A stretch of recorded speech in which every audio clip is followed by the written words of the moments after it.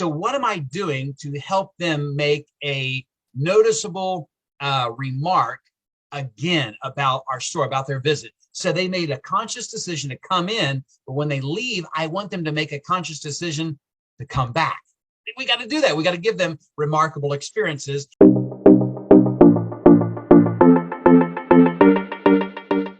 Have you ever heard somebody use this statement? They'll say, well, that left a bad taste in my mouth. Have you ever heard somebody say that?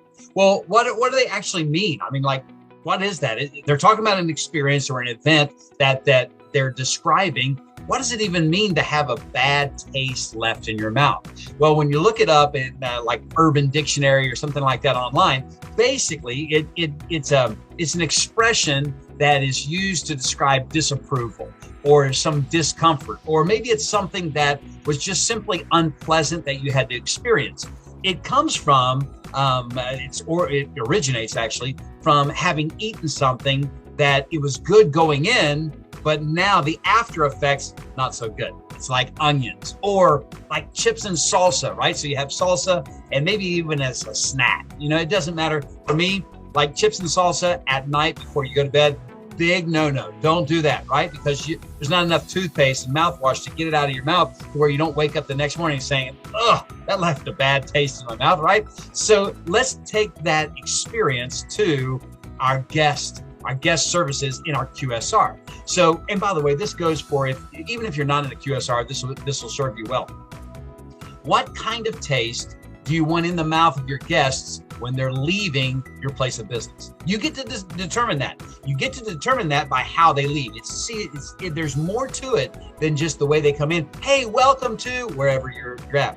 And then you serve them really well, only for them to leave in silence, or they sneak out the back, Jack. And that's not what you want. You don't want that at all. So what kind of taste are they leaving? When I was a director for Chick-fil-A, and my operator desired that every guest would receive a remarkable experience. And we had to brainstorm, me being the hospitality director, the director of people and culture, how am I going to help our guests? And what I realized is when they're leaving, you get an opportunity. It's a huge opportunity that you cannot let pass you by. When they're leaving your store, walking out the front door, you've got a great opportunity to speak to them. That's how they're going to remember you by. They may quickly forget the way you welcome them in. They may forget even the experience of dining and eating, but they're not going to forget the way that they left. So what I had to determine was just to define remarkable, having the ability to make a mark again. So that prefix means again, mark is making mention of, and able is just having the ability.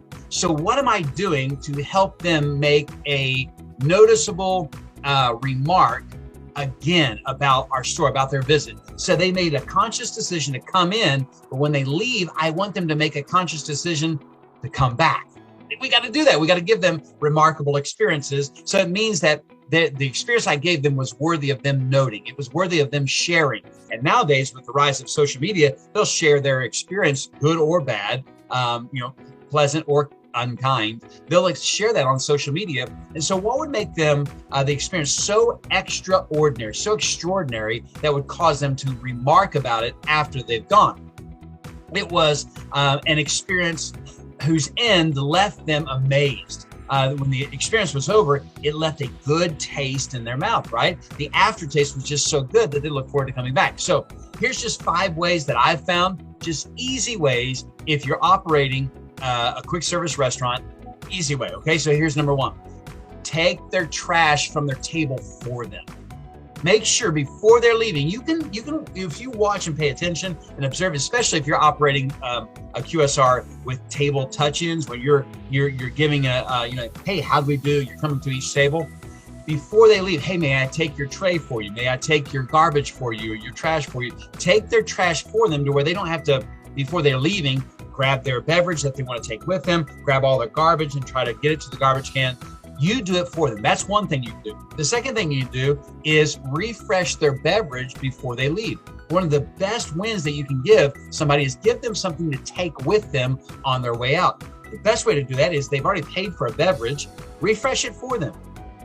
Make sure you do that. Now they may say, oh no, I got it. Maybe because there's tea and they want to put sweet and low in it. They're afraid of judgment, whatever it is. They've got a story behind everything. So first of all, take their trash for them, refresh their beverage for them. Thirdly, you got to hold the door open for them as they depart. So their entire family, they got beverages in their hand, hold the door open for them as they're leaving. Number 4, thank them for having come in the first place. And then number 5, welcome them to return very, very soon. Can't wait to see you guys again very, very soon. Listen to this. This is what we got to do in order to give them a remarkable experience. We do this for house guests. If somebody comes over to our house, we're going to treat them with this honor, dignity, and respect, right? We're going to treat them that way. So we ought to do the same thing for our guests that are coming in and actually paying money for having done business with us. Listen to this statistic. 73% of guests say that their most recent experience with us in a QSR is the primary determining factor in them purchasing again with us. So we got to get this right. Serve your guests well when they're coming in and when they're going out.